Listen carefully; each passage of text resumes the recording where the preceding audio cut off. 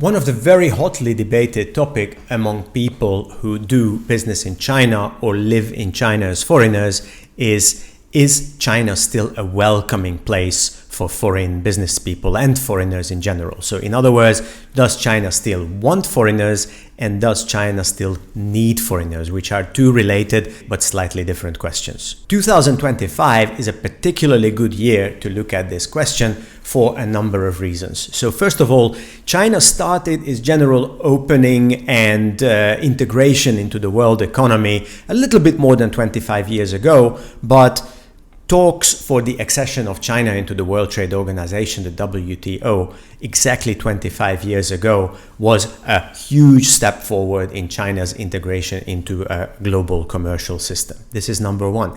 Number two, 25 years, a quarter century. I think it is a quite auspicious number to look back on what happened since that time. And finally, this year marks the completion of the Made in China 2025 program, which is an important program which changed completely the dynamics between multinational business and local business in China. Commemorating these 25 years and the 25th anniversary of the establishment of the European Union Chamber of Commerce in China, where I was very active while I lived in China, the Chamber asked me to write an article to their publication, the Eurobiz magazine, looking back on 25 years of expatriate experience in China. And in this video, I would like to summarize some of the thoughts I put into that article, because let's face it, not everybody reads Eurobiz. So in this video, I would like to compare the expatriate and specifically the expatriate executive experience in China in 2000 and 2025. My name is Gabor Holch, intercultural leadership consultant, coach, trainer, author and speaker, author of the book Dragon Suit, The Golden Age of Expatriate Executives in China. Having lived in China for 20 years and currently splitting my time between China and Europe, supporting international executives doing better business between East and West. Comparing expatriate executive experience in 2000 to 2025 is also a very personal topic to me, because it covers most of the time that I lived in China from 2002 and 2025. So when I describe to you the differences between being an expat in China in the early 2000s and now, I have personal experience about both. I was there as China was gearing up right after the accession to the WTO towards milestone events like the 2008 Beijing Olympics and the 2010 World Expo in Shanghai. So perhaps you will take it from me if I say that being an expat in China in 2000 and 2025 were two completely different worlds.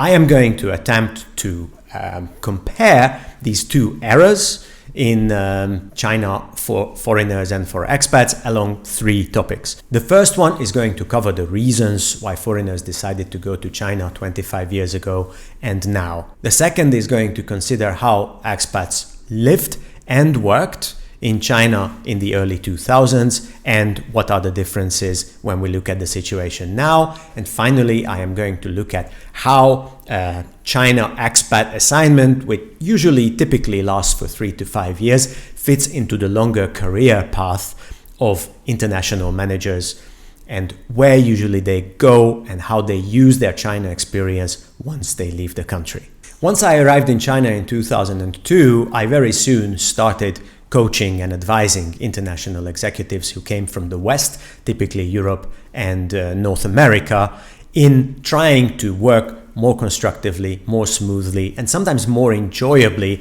with their Chinese counterparts.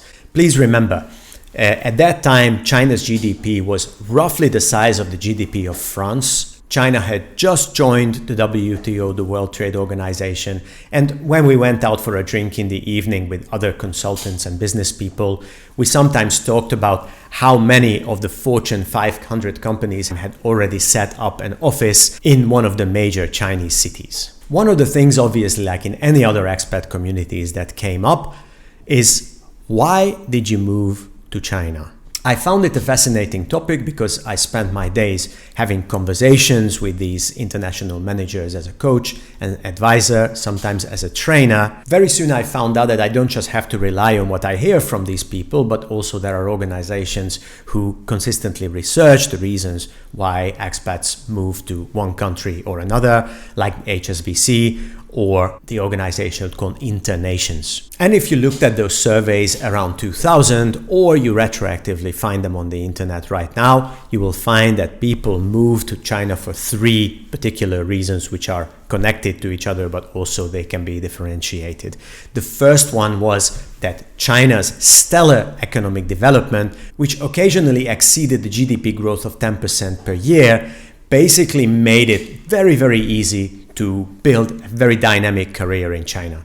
So if you imagine an international manager moving to China is going to measure their own performance, and the company is going to measure their performance one way or another along a number of key indicators, which can be money invested, the square meterage of new construction. Let's say the company built new factories and new offices, sales volumes, manufacturing output, profitability, and so on. If you were lucky enough to be offered an expatriate management assignment in China in the early 2000s, basically the volume of business done there and the dynamism of the economy took care of your growth figures. It was incomparable to anything you could find even in Western Europe, the United States, and very far from newly developing economies in Southeast Asia, Middle East, or Africa. The second reason that brought international managers to China was that there they were able to, as the HSBC Expat Explorer survey put, realize their potentials. Basically, in China, you could do things you couldn't do anywhere else. Greenfield investment, you could build, you could install, you could create sizes of business that was absolutely impossible anywhere else. If you were a banker, then you were working with portfolios which were 10, 20, 50 times bigger than in your previous job. If you were an engineering leader and you had a team of 50 in Germany, now in China you had a team of 250 and plans to double the team basically every single year in the next 5 years. And since China rapidly became one of the most important markets in the world, leading the China business for your company automatically put you in the limelight of a global leadership career. If that was still not enough, then the third reason why many talented expats chose China as the next stage of their career was the standard of living. So first of all, disposable income in China in those days was much higher than even in some very prestigious expat locations like Switzerland or the United Arab Emirates. And the reason for that was that the money to be made was quite a lot, and living costs were fairly cheap in China at that time. There was a growing community of expatriates in China and the services that supported them. So after the companies themselves, their suppliers moved to China. They set up shop in large Chinese cities, and with them came international clinics, international schools, international restaurants, sports centers, and international companies. If they gave an expat assignment to somebody, usually covered most of the costs: health, education, transportation, homes, together with housekeepers, drivers.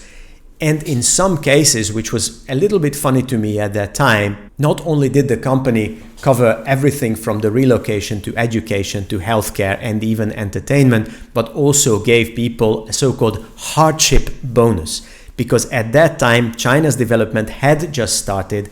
So in the books of international organizations like the United Nations, China still qualified as a poor and somewhat dangerous country. Although in China's major cities and for the expats in question, that was definitely not the daily reality. Needless to say, China has changed enormously since then. And if we compare the reasons to accept an assignment in China in 2000 or the early 2000s and 2025, you can see that neither of these specific reasons apply to today's China. Economic development is still significant, but doesn't exceed something like 4 or 5% annually in GDP growth, which still presents great opportunities, but by far not enough to build the kind of stellar careers that international managers built at the beginning of the 2000s. neither can expat executives hope for the same kind of services and expat allowances as they did 25 years ago. Although Chinese cities themselves have developed significantly and became much more similar to the countries from which these international managers come. So today, if you relocate from Tokyo or New York or Berlin to Shanghai or Chongqing or Beijing, your general standard of living is definitely not going to drop, but this also means that companies are not so willing to allocate additional resources to make expatriate managers more comfortable in their daily life. So the first thing that went was the large expat packages that paid for all of the relocation, all of the services, all of the education, all of the healthcare. A typical situation right now is that international managers must negotiate their package with the company, and very often they will work on a local contract and enjoy only some of the expat benefits that was typical 25 years ago. For example, if their kids go to an international school, the company will cover a certain percentage, let's say 1/3 or half of the education costs, but not the full thing.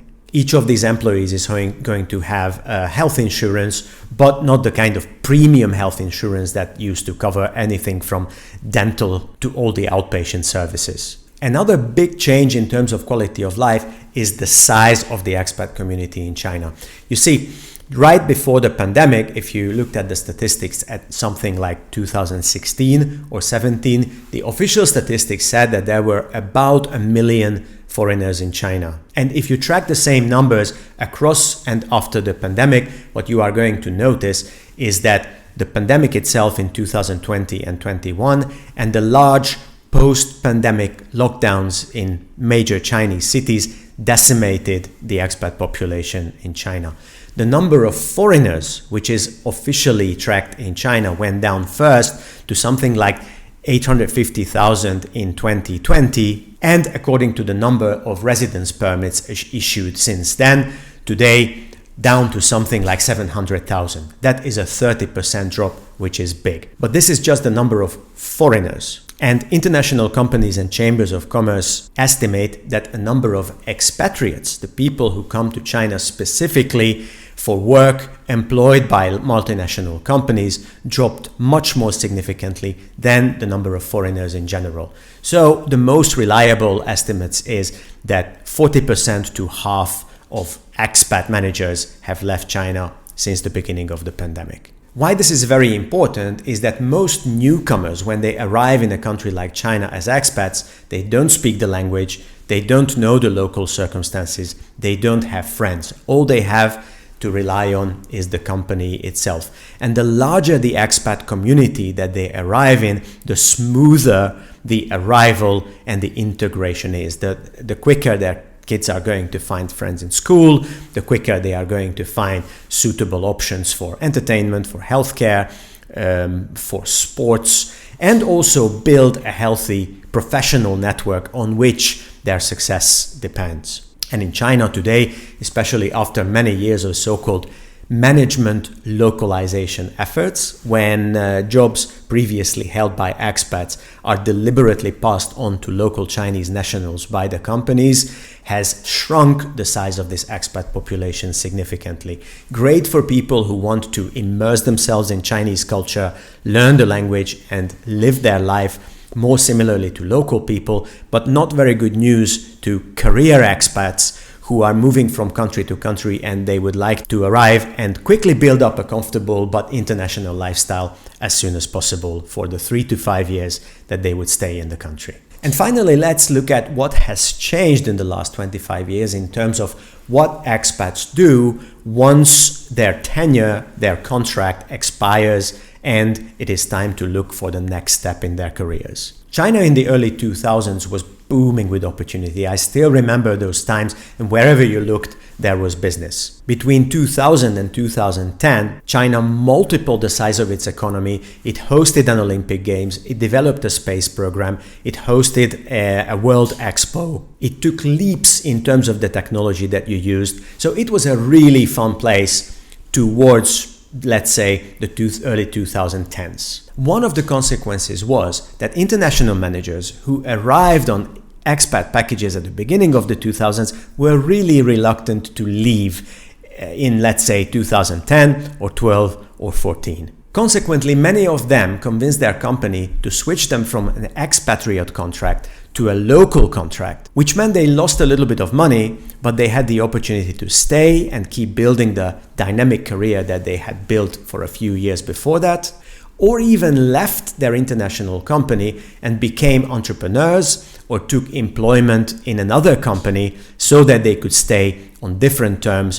but still enjoying the opportunities that a very dynamically growing China offered them. Consequently, international citizens who were already in China and already took up residence there became a source of talent for international companies just as important as local managers. I don't know exactly what was the ratio between international managers who arrived in China on an expat package and then left China after their contract expired and those who stayed in China, but I would estimate that about a third of international managers decided to stay in the country.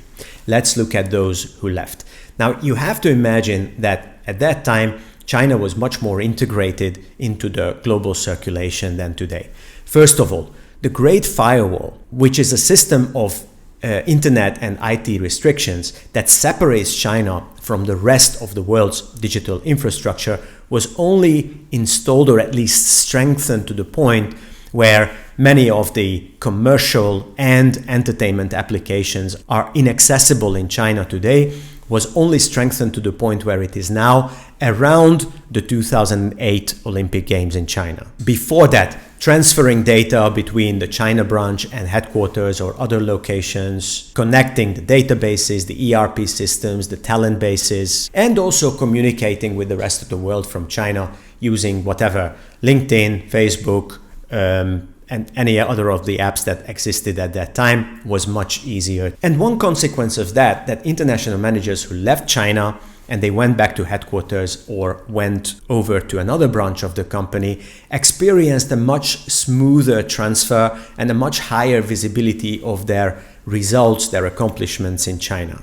Not only that, even at the beginning of the 2010s, China was still growing at a much higher rate than most of the developing economies, turning China into not only a key market, but the key market for many international industries, including pharmaceuticals, automotive, renewable energy, and more. Which meant that somebody who arrived back at headquarters or was relocated to another branch of the company and had some China experience carried with them some very, very valuable knowledge, skills, and experience in very high demand in the company itself. Many of the people who spent some time in China saw their career skyrocket and got promoted into ever higher strategic positions in the regional or the global business of the company. The situation is quite different today, primarily because of the trade wars and the geopolitical tensions that have evolved since the middle of the 2010s. All you have to do is recall terms like decoupling and de-risking. China is still one of the largest and most important markets in the world, but a couple of things came in between multinational companies and China in the meantime that make it more difficult to integrate China operations into global operations. One of them is the Great Firewall itself, which means China and the rest of the world, or most of the developed countries, operate in two completely different digital infrastructures. The way that multinational companies responded to it is that they built parallel systems. One of them works in China, including anything from CRM systems, ERP systems, operational systems, talent databases, but also, for example, software that guides robots, that runs warehouses, and communication systems, and the other one that works in the rest of the world. But this also means it's very difficult to transfer not only data between the two places, but also show results. If you have a new project, if you manage to develop a new product line, let's say in Kuala Lumpur in Mexico City, they will immediately see it in the headquarters in Boston, Berlin, or Osaka.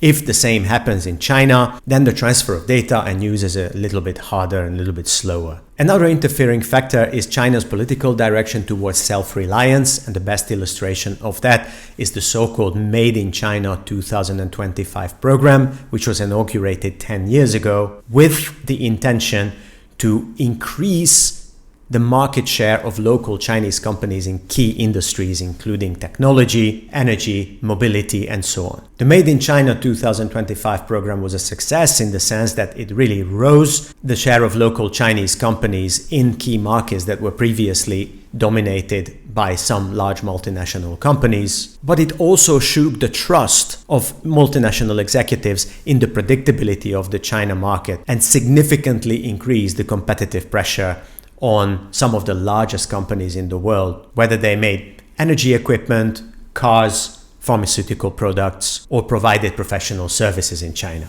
Now, all this might sound quite gloomy and make you ask, do talented foreigners still want to go to China? Are they needed in China? The reality is that if we look at the numbers, there are much fewer international managers who are transferred to China by their companies today than 10 or even 20 years ago. On one hand, over a decade of management localization means that most of the high-level management positions and executive positions go to local Chinese managers, which is good news on one hand because obviously they speak the language, they have the local networks, they know the local political and economic circumstances, but on the other hand, they are generally less willing to travel, very often don't speak the native language of headquarters like French, Japanese, or German, and less able to represent the global strategy and the global culture of the firms than expatriate managers. The other side of the equation is that even when multinational companies are looking for managers to represent them in China, the bars, the requirements for these jobs are extremely high and companies struggle to find the right candidates. International managers with significant global experience who would be a good fit for these jobs today follow opportunities which are much more similar to China in 2000. Greenfield investment, sharp development curves, the kind of stuff that you get in the Emirates, in Mexico, or in Indonesia.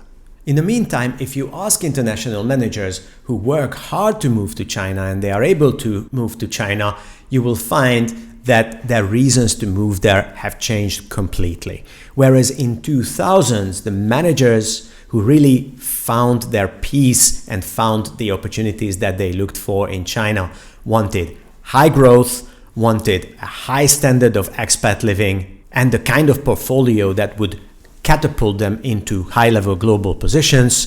Expats who are looking for a life in China right now, they typically want to learn the new emerging technologies developed specifically in China. So they are going there to learn rather than to transfer international know-how to China. When it comes to lifestyle, they are looking for safety and predictability in one of China's top cities much more than high-level expat services. And when it comes to their career expectations after their current position in China, well, many of them are not so keen on leaving China at all. So ultimately, they don't even look at themselves as career expats, but as long-term residents. In other words, just as China's economy matured, so did the expectations of expatriates who are looking for employment there.